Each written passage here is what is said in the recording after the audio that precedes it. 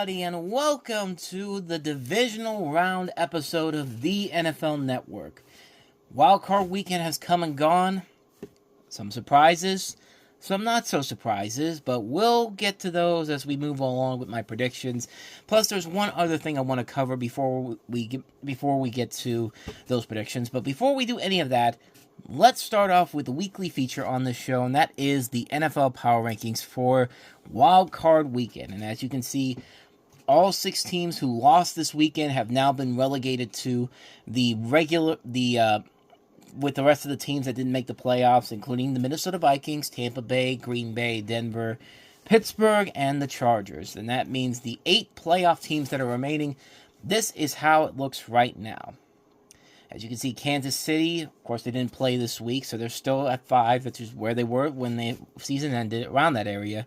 But Baltimore Ravens are at 4, Washington at 3, Buffalo at 2, and Detroit at 1.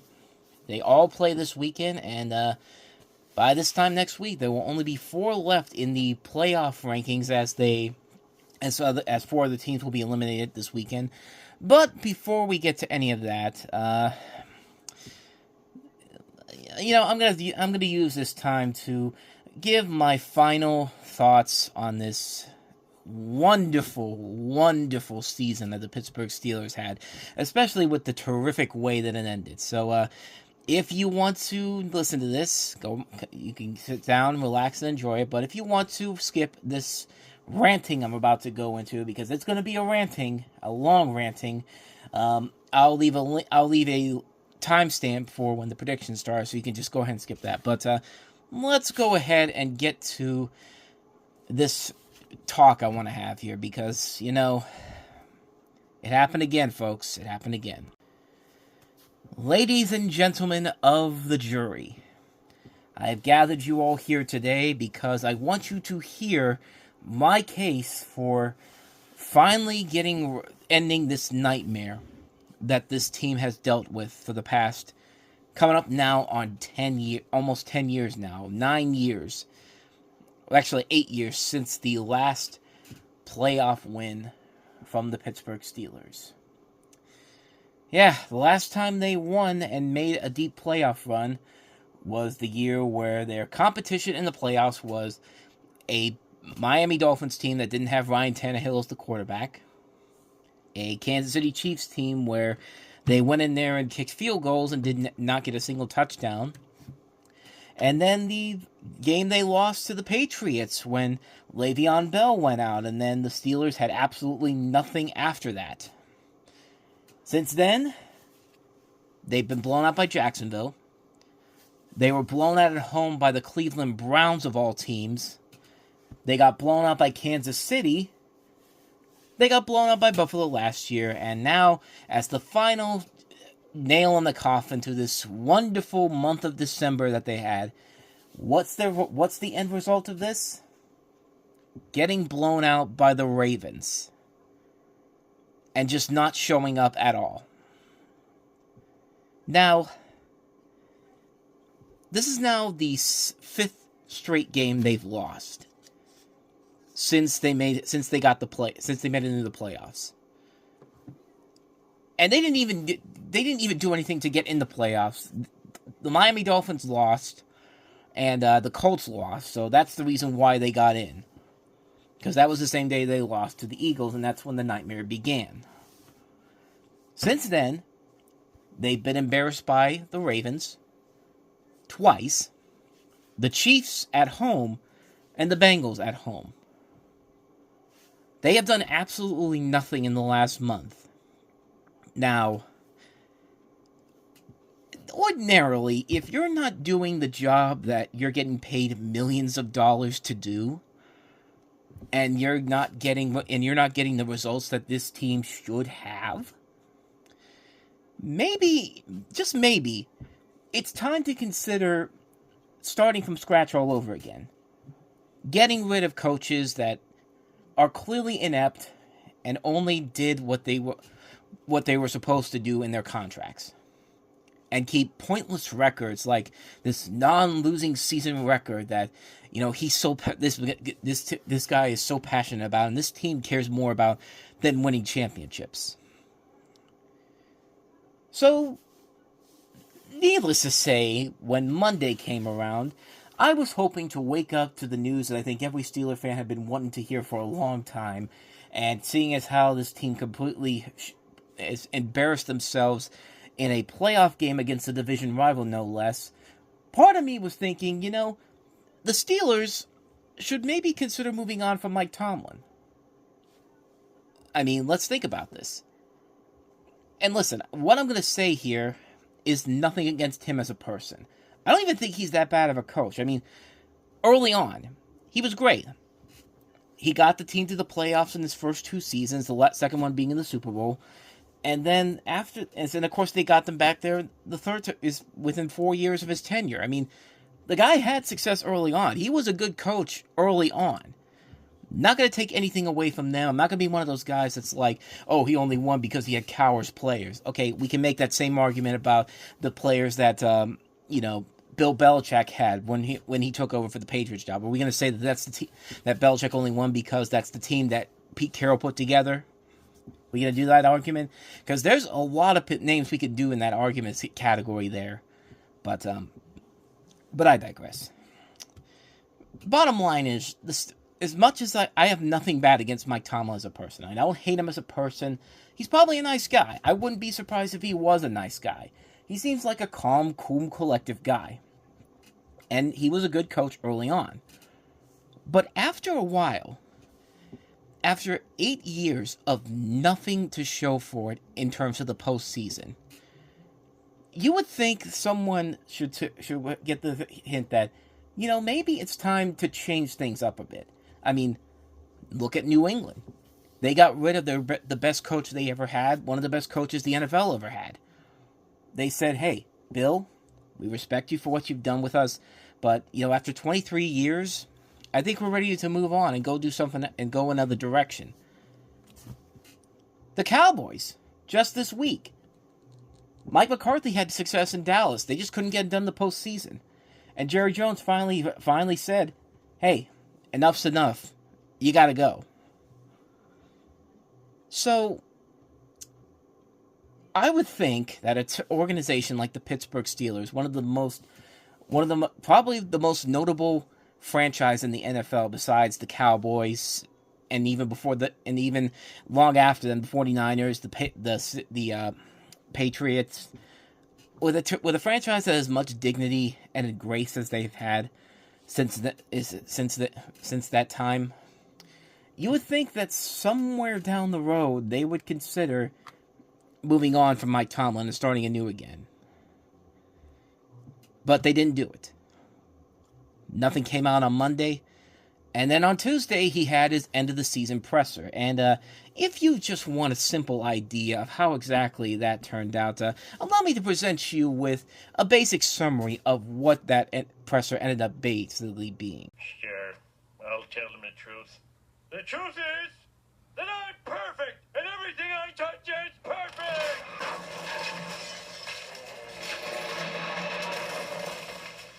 That's literally what it was. Yeah, he says the same old stuff we've heard from him over and over and over again. He does the thing where he says, "Well, we're going to make a lot of changes around here." Well, yeah, you say that a lot, and then you make the change, and then you only make the bar minimum of changes. He was literally saying after the loss of the Texans the year before, "Hell yeah, we're going to make some changes," and then literally 2 days and then literally the next day, Ian Rappaport was just like, they're not going to make any changes. And they didn't make changes until they were forced to do so, which of course led to Matt Canada getting fired, and of course we all know what happened there. So after a season where at one point this team was 8-2, they were looking really good in the first part of the season. Everyone questioned whether or not why Russell Wilson needed to come in instead of Justin Fields staying as the quarterback for the Steelers, but it worked. Russell Wilson did pretty well for a good bit there. I mean, the Steelers were actually looking like a legitimate good contender, and then the Cleveland game happened on Thursday night.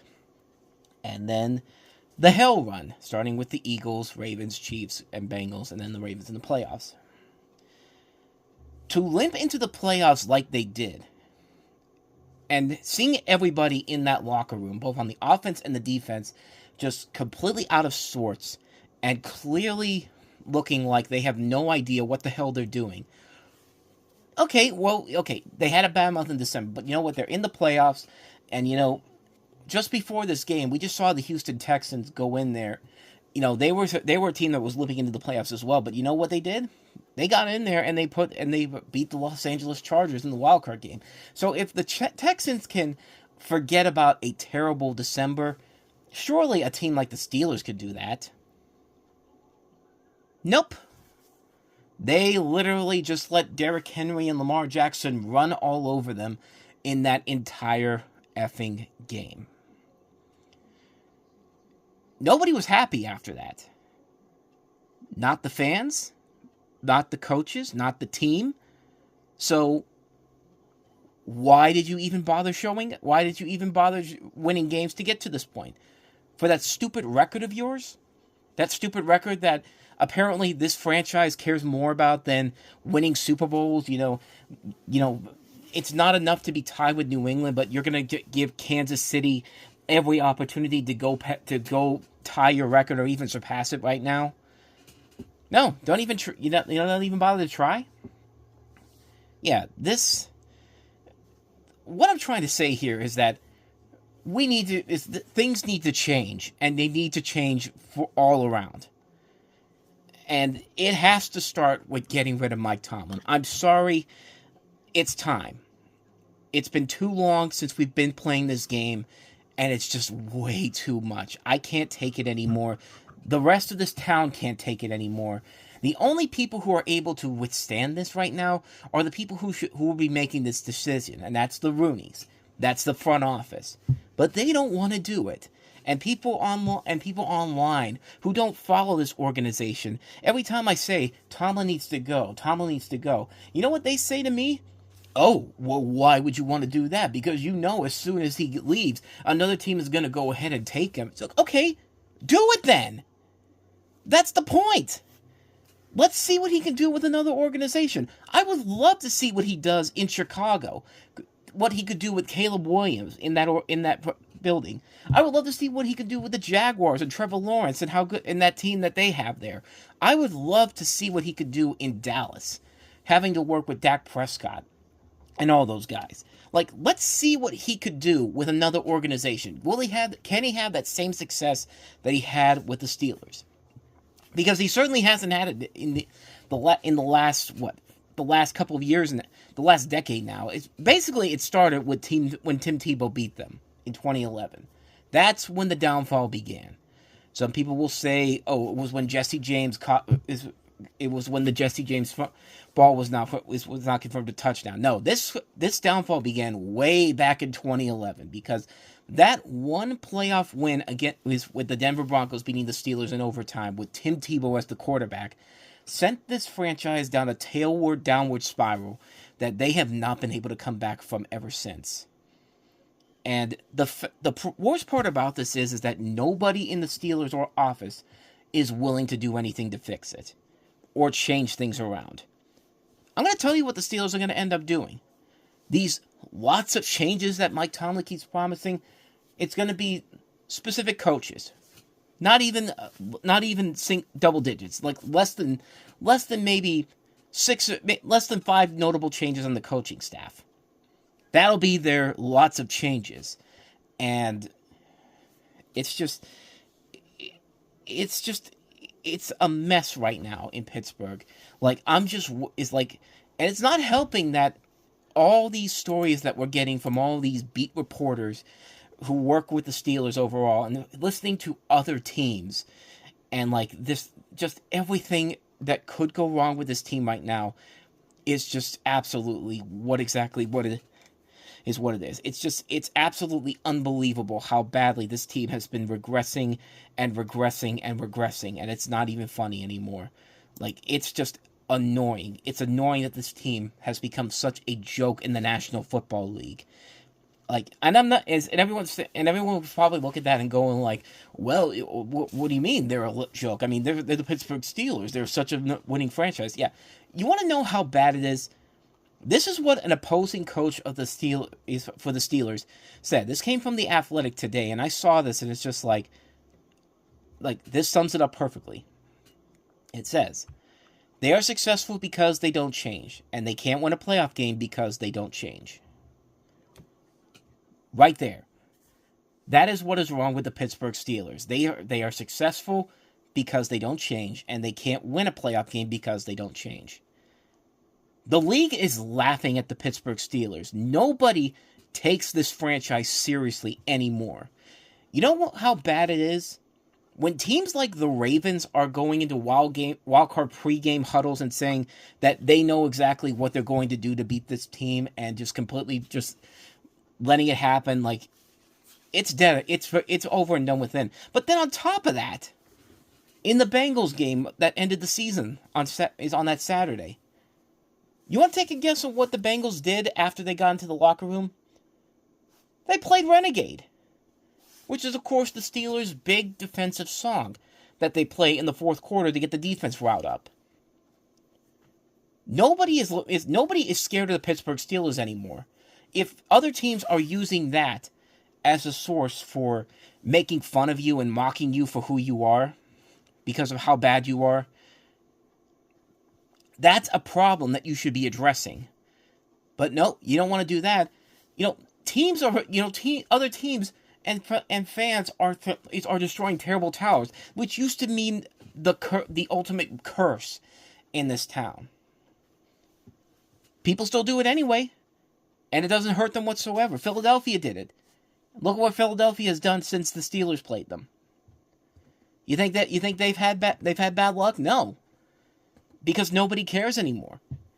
Nobody cares about this franchise anymore, and nobody cares about it because the Steelers are allergic to change and doing something to really do something to change this entire franchise around and are fine with just this being, the standard is the standard. This is the standard now.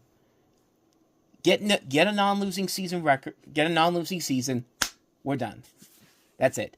Who cares about winning championships anymore? Because the Steelers certainly don't. The Steelers definitely do not care about that whatsoever. And yeah, they're not even hiding it anymore. They know that they don't care anymore.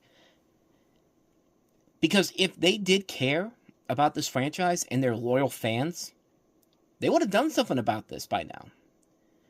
Atlanta, say what you will about how Atlanta played with Michael Penix Jr. You know what they did? They're trying to fix their franchise around. Look at what Washington did this past year. Look at how well they've been doing. Look at what Detroit has done in the last couple of years since they let Dan Campbell take over. Look at how that team has completely changed itself around. The Steelers are allergic to adapting to the modern NFL. I say this so many times before in the past, but it just reels itself nowadays. This is not 2005 anymore. This is 2025. Everybody else in the NFL is evolving.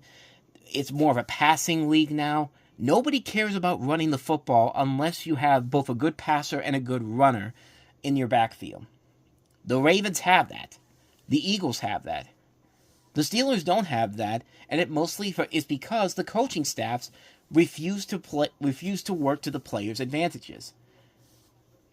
And I'm just going to say right now, I'm not blaming Russell Wilson for the season like everybody else is, because it's so easy for everybody else to look at the Pittsburgh Steelers. I'm not blaming Russell Wilson because, for one thing, it's not costing the Steelers a ton of money to have him around. I was saying this at the beginning of the season too, because Denver is still fitting the bill for Russell Wilson coming to Pittsburgh. So, yeah.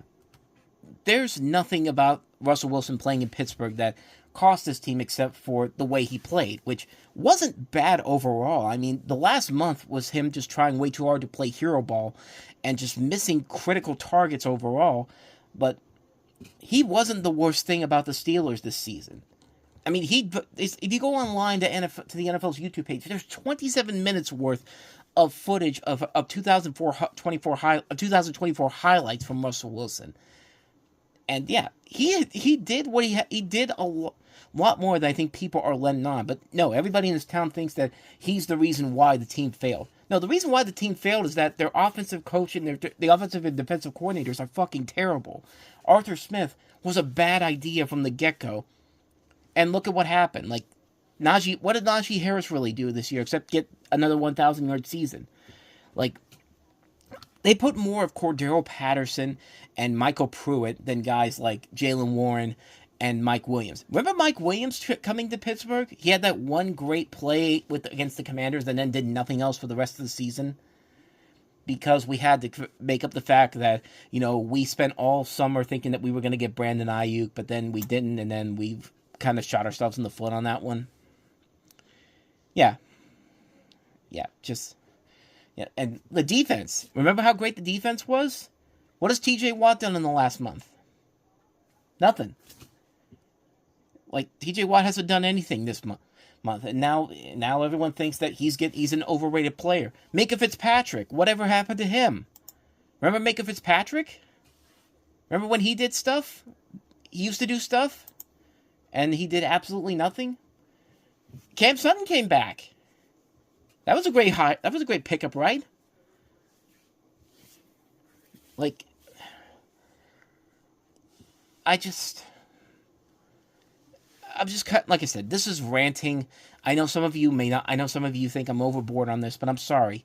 I think there's a lot of people out there that are finally getting the point that something needs to change around here, and the people that should be making these changes are not doing that because they think there's nothing wrong, because they think that this is the way that this team should be run by now. And I've had enough. I've absolutely had enough of this team. This is the worst feeling I've had after a Steelers season ever. Ever. This is the bottom of the barrel because this team has been absolutely horrible the last month. They have not done anything to warrant anybody coming back next season from the coaching staff. And yet they're just going to keep pretending that nothing is wrong here. This is literally the equivalent of watching the meme of the dog sitting in his kitchen while the rest of the kitchen's on fire and going like, this is fine. This is the worst feeling I've had right now. And I've said this before, again, I'll say it again. Watching this team is like trying to get back with your ex. You say, hey, I've had enough of this. I've got to go. I'm calling this off. It's over. But then that moment comes around when you start reconnecting with them. You start having old memories of the good times you used to have. Things are you start by talking. And then all of a sudden things are starting to click again. That magic and the spark is coming back. And then, just when you think that maybe, just maybe, things are going to finally work out fine for you, and you come home to her apartment one day, and then you realize that your ex has been fucking your best friend behind your back. And then you just know that, okay, you clearly have not changed at all, and so that's why I'm leaving your ass for good and goodbye. Like, it's the end of the road. That's exactly how I feel with this football team every year. I felt like this last year when they got embarrassed by Buffalo, and I feel even more this year. And I'm telling you right now, I've had enough. I have absolutely had enough of this bullshit, because it's clear that this team is refusing to change their ways. They will never change their ways as long as Mike Tomlin is still there.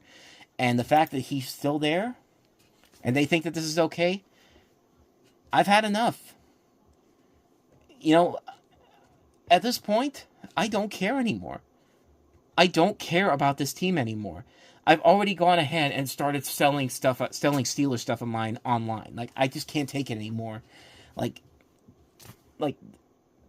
it is like, do you think this? Because they think this is a joke. Because they think that nothing's wrong. For them. This is just a funny joke. But I'm tired of watching this team being a punching bag to the much better teams in the National Football League every January, because that's exactly what this team has become: a punching bag and a joke. And Steeler fans should be furious. We see banners all across the city whenever Bob Nutting for the Pirates. Everyone wants him to sell the team to somebody else, which they should do because they're that terrible. And of course, that's never going to happen because Bob Nutting is about as incompetent as Art Rooney is.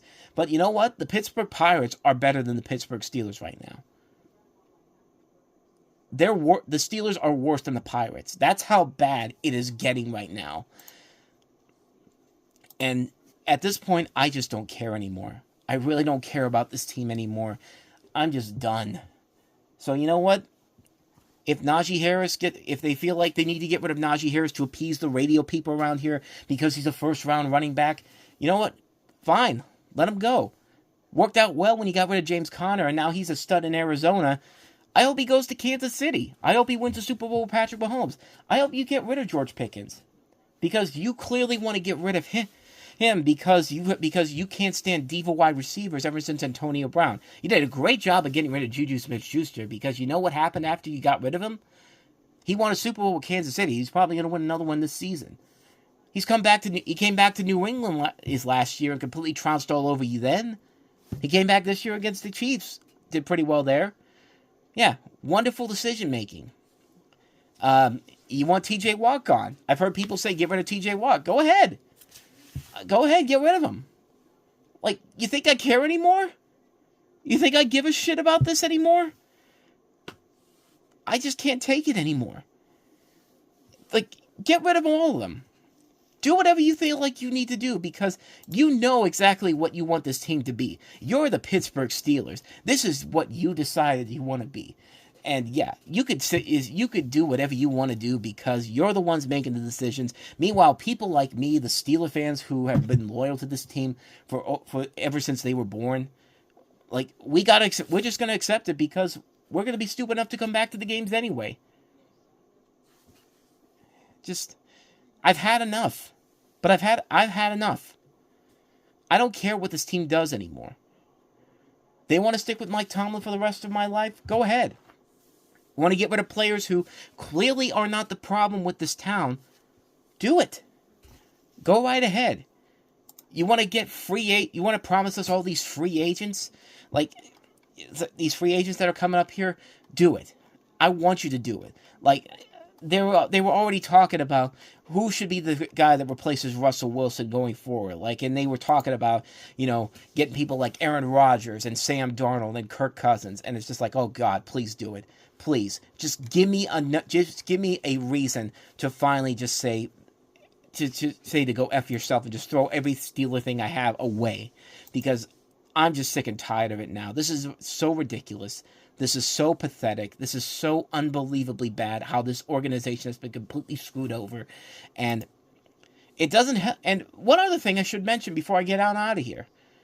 It's not just Mike Tomlin because Mike Tomlin is one of the major problems here, but one single solitary moment completely ruined this team for the foreseeable future. It came in 2018 at the draft when they had Lamar Jackson right there. They were picking at 20, I think it was 28 or 29, 28, I think 27 or 28, I can't remember what it was, but Lamar Jackson was still available for them. And they could have gotten him to sit behind Ben Roethlisberger for a year. I mean, Ben Roethlisberger was getting up there in his age, but, and when, you had that, it was a great moment. Ryan Shazier came out, and this was right after his spinal injury. Walking, that was a great moment. And I thought, oh my God, this is going to be a great moment where he says the Pittsburgh Steelers select Lamar Jackson. I mean, what a great way to get this highly coveted prospect.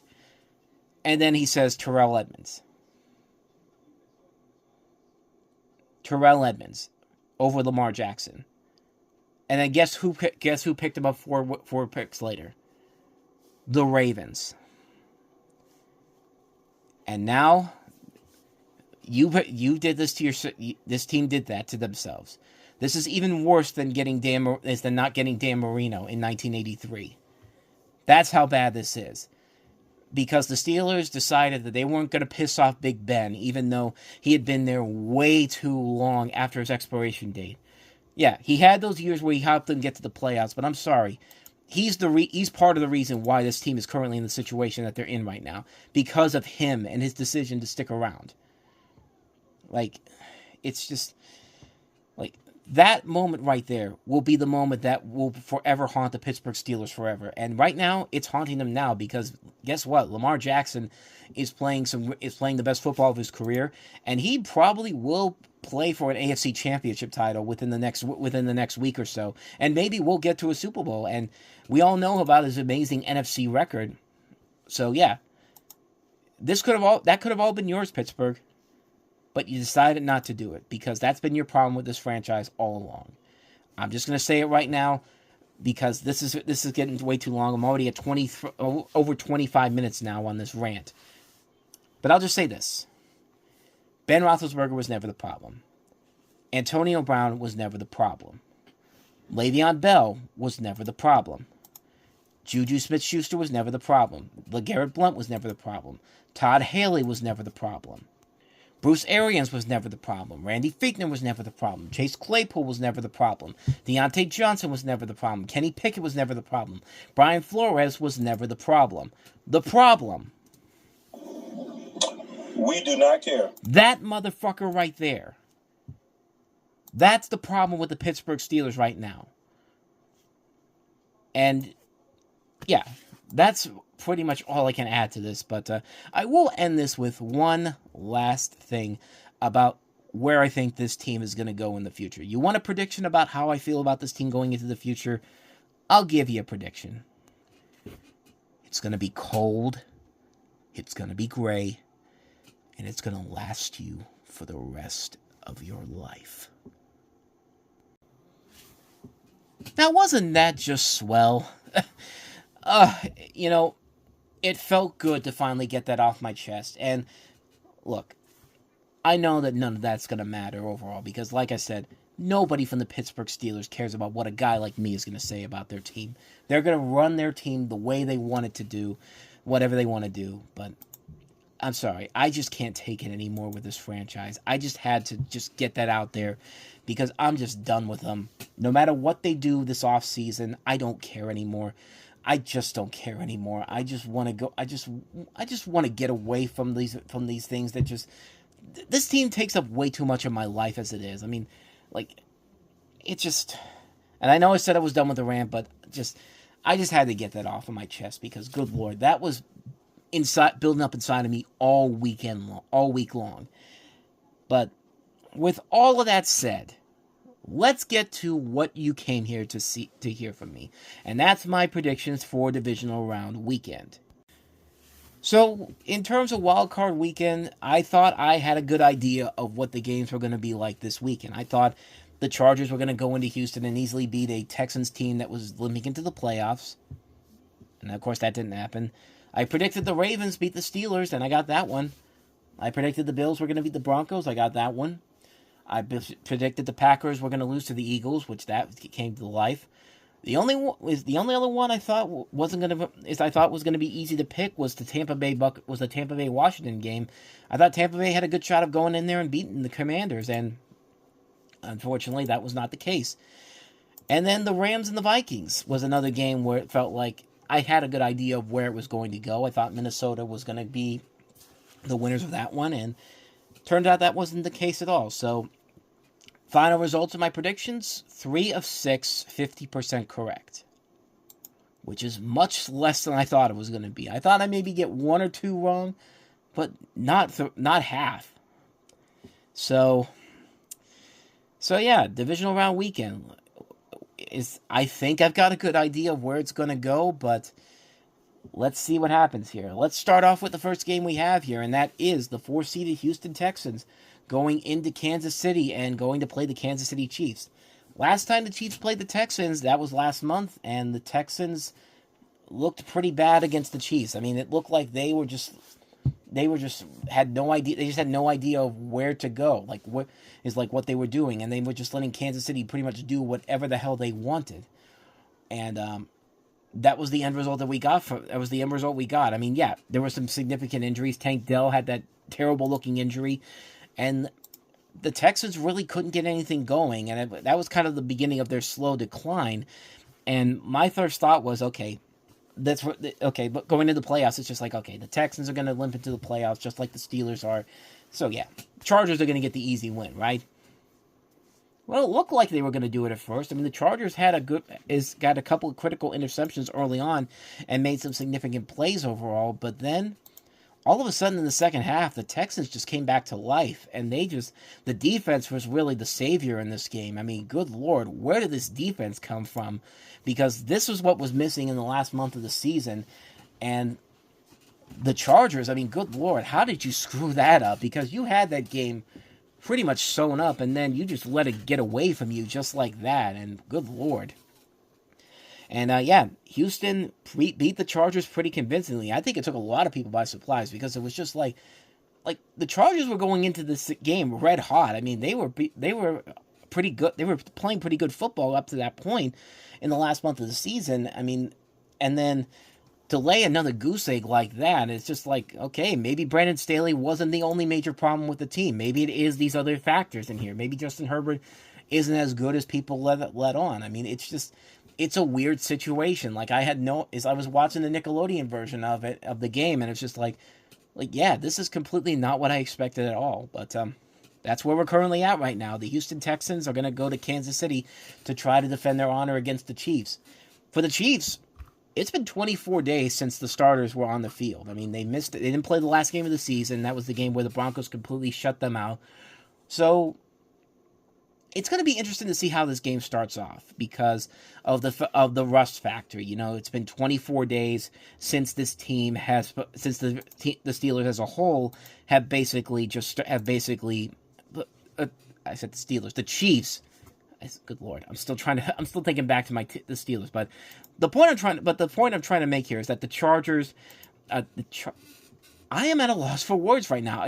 I've been doing this all night long. I did it during time about the movies, but then again, as I'm doing this right now, I'm trying to get this coffee right off of the time about the movies episode because it's partially blocked right now. So maybe that's why.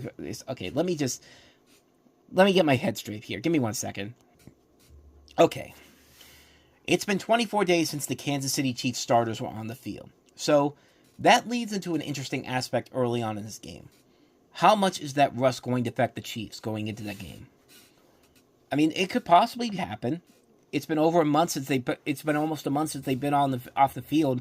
And how much are the Texans going to come out and put up a fight? I mean, keep in mind that this is the first time that these two teams are meeting in the playoffs since that game where the Texans got off to the 24-0 start in the first half, and then Kansas City came back in the second half and just completely ran all over them.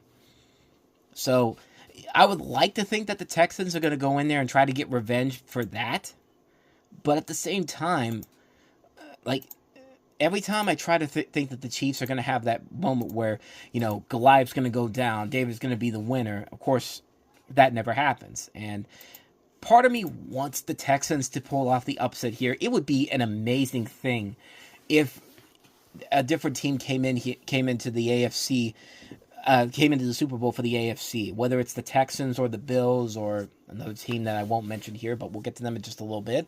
But I don't think that's going to happen. And even if the Chiefs play as badly as they have for most of the season, they will still find a way to probably win this game. It'll probably come down to the most ridiculous, stupid thing possible, a missed field goal attempt or a doink that goes in for the Chiefs. I just don't feel like it's going to change for the Houston Texans. It would be nice it would be cool if the Texans somehow pulled out a win here. They got to their first AFC Championship game. They defied the criticisms, especially from me, who had them as their dream Super Bowl pick at the start of the season. But I just don't see it, man. I think Kansas City's going to win this one easily. It'd be nice if the Texans pull off the upset here, but that's just wishful thinking on my part. So I'm going to go with the Chiefs to make their 7th consecutive AFC Championship appearance. This would be the 6 out of 7 times it would be at Arrowhead Stadium. So I'm going to go with the Chiefs to win this one and host another AFC Championship game next week.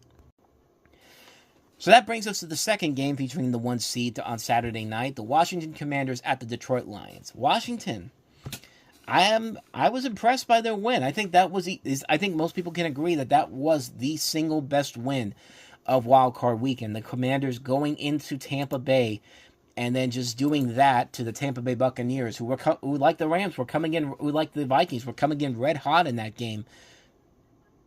The Chargers, I should say, not the Vikings. See, I'm still getting confused, but like the Chargers, they were coming into that game red hot.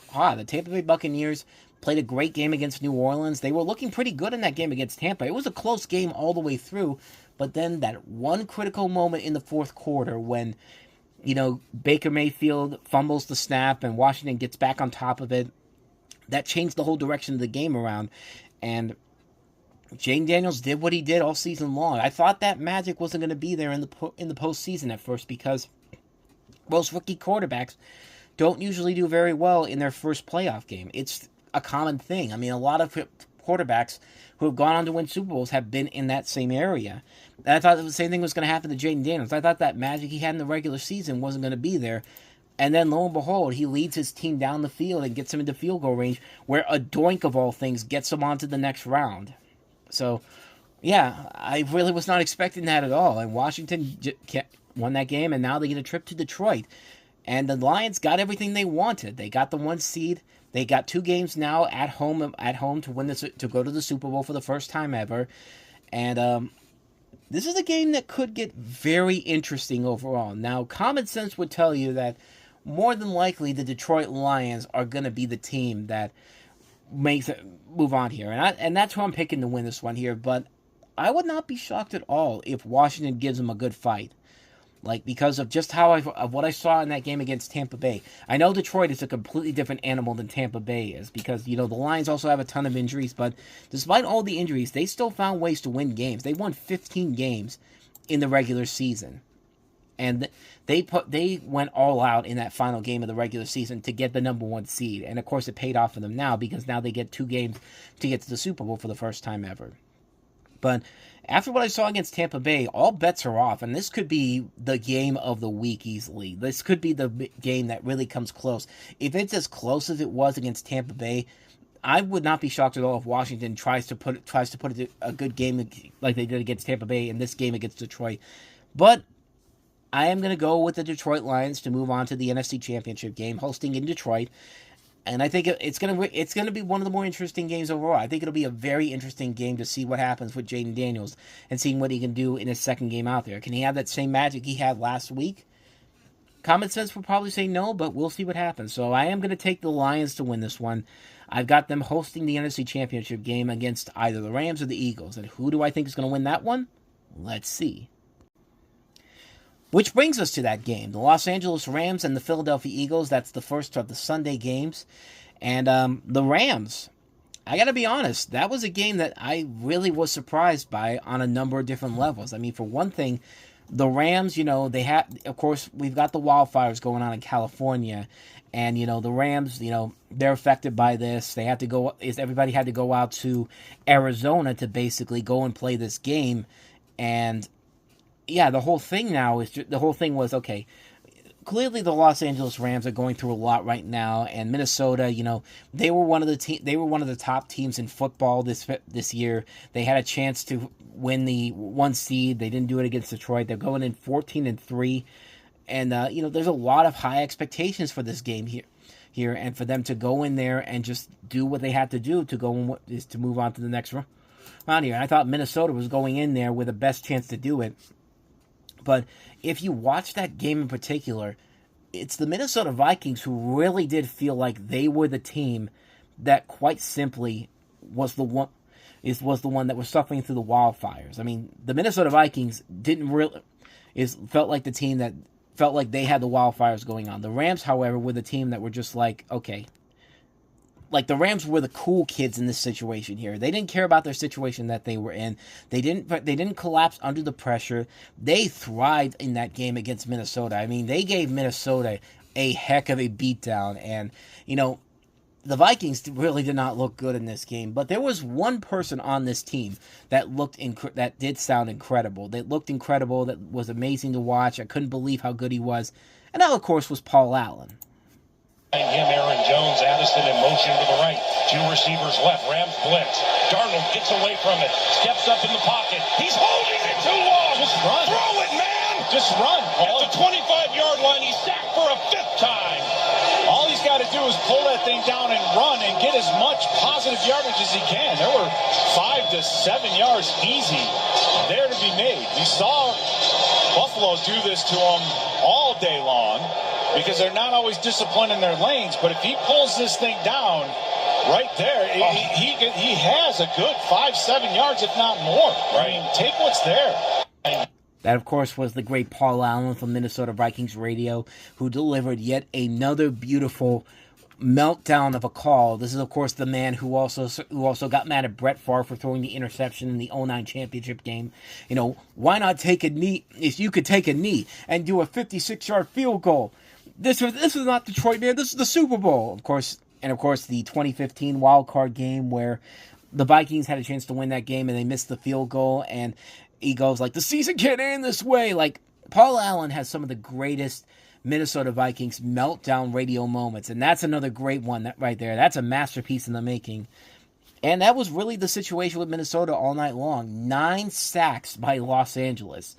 And Jared Verse, man. I mean, this is the guy that they drafted to be the replacement for Aaron Donald.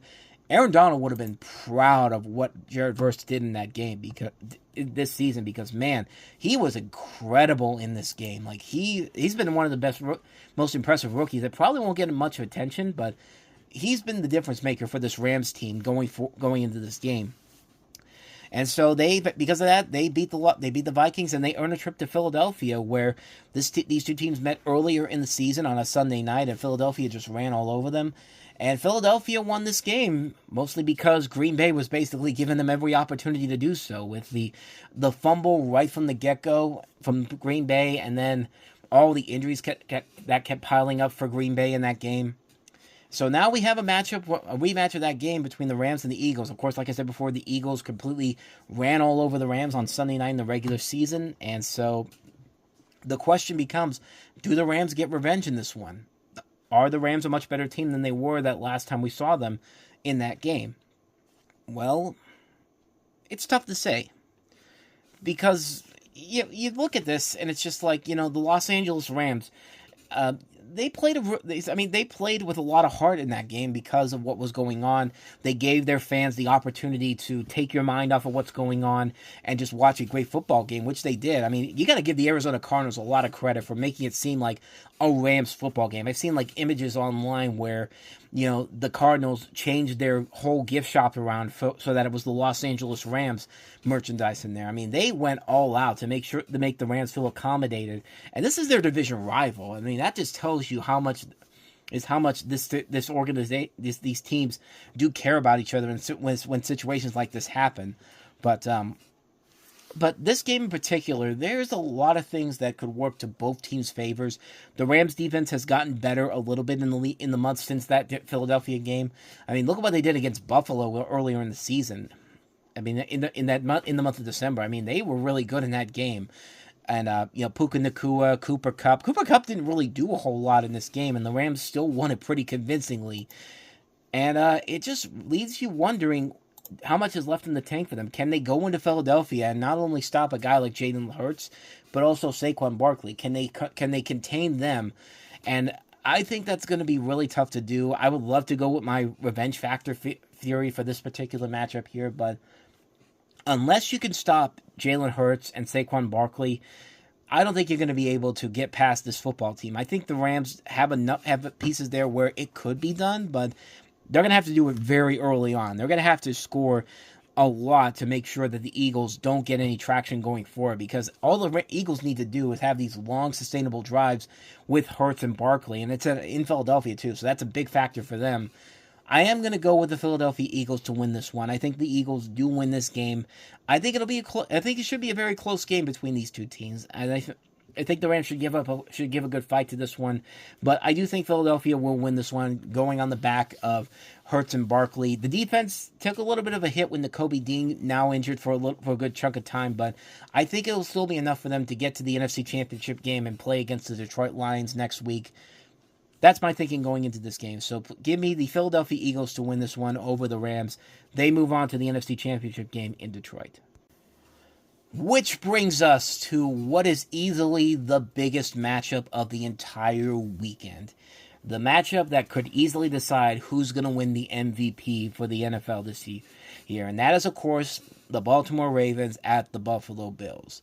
The Ravens, like I said, they beat the Steelers pretty good, riding on the backs of Lamar Jackson and also Derrick Henry. The fact that Zay Flowers wasn't there didn't really matter at all. And, as long as you have, kind of like with the Eagles, as long as you have Lamar Jackson and Derrick Henry there, Ravens still have a pretty good chance of winning this game, unless they play the Eagles in the Super Bowl, which, as we saw earlier in the year, the Eagles beat the Ravens pretty convincingly.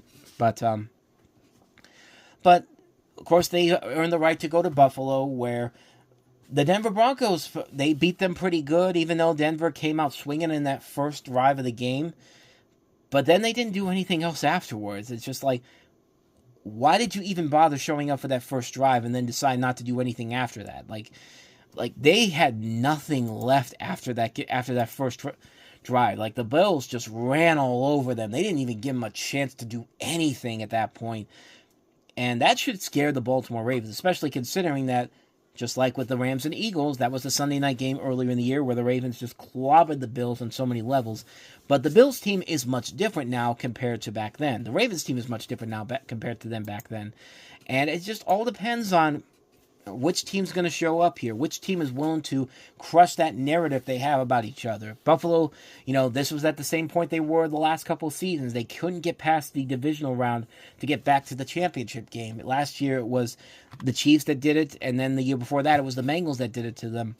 And then the Ravens. Can Lamar Jackson finally get past the hump and not only make it to the AFC championship game, but make it to the Super Bowl? So there's a lot of narratives here that need to get officially sorted out here. And if I had to choose which one I'm picking here, I got to go with the Buffalo Bills, because the Bills have played some really good football. They've been one of the most consistently good teams all season long. They've shown it on numerous occasions. They come in these games ready for a fight overall, and they play very well here. And I think everyone wants to see Josh Allen and Patrick Mahomes once again is fighting it out for the Super Bowl, and they want Josh Allen to go in there and finally beat Patrick Mahomes in a game that matters to them. Like, the Super Bowl this year would be absolutely amazing if we had two teams that had never won the Super Bowl before. Whether it's the Houston Texans, whether it's the Lions, or the Buffalo Bills to do it, I think that would be a much more exciting Super Bowl than watching teams that have won it before in the past is in it again. Like, that's just my thinking behind it overall. But I do think the Buffalo Bills have the advantage of being at home. Buffalo, the playoff atmosphere is incredible. The Ravens have played the Bills in a playoff game before, and the last time they did it, it was a game where the Bills completely took it over. So yeah, I think the Buffalo Bills stand the best chance of going into this game and just putting on a show against the Baltimore Ravens. I think it's going to be no match for them in this one here. I think Buffalo will have a game plan to containing Derrick Henry and Lamar Jackson. I think Buffalo's going to go into this game and win this one here. It's going to be a really good matchup. It should be a very close matchup, but I'm taking the Buffalo Bills to win this one here. I'm predicting Allen versus Mahomes 4 in the playoffs. Yeah, 4. I mean, if we're going to add regular season, it's more than that, but actually, how many Allen Mahomes matchups have we had? Yeah, it'd be Allen Mahomes 9, actually, if you count the regular season and the playoffs, which is very interesting because you look at the stats. Patrick Mahomes has 1-4 in the regular season against Josh Allen, and Josh Allen's 4-1. But, of course, Mahomes is 3-0, and Allen's 0-3. I think it'd be interesting to see the narratives change in this one here. And Allen leads the Buffalo Bills to a Super Bowl, their first one in over 30 years. And I hope that's going to happen. I want that to happen, honestly, because, one, I'd like to see the Ravens out of the playoffs, but I'd also like to see the Buffalo Bills have a chance to do something they haven't done in their franchise history. Exorcise the demons from those 4 years they went to the Super Bowl. I think they have a good chance to make it if they get past the Ravens this weekend. So yeah, I'm taking the Buffalo Bills to win this one. I think we have Mahomes versus Allen number 9 in this situation here. Give me the Bills to win, and it will be Bills and Chiefs next week in the AFC Championship game. So to recap the overall predictions for the NFC and AFC Championship game, the NFC Championship game, I have the Eagles at the Lions, and the AFC Championship game, the Bills at the Chiefs.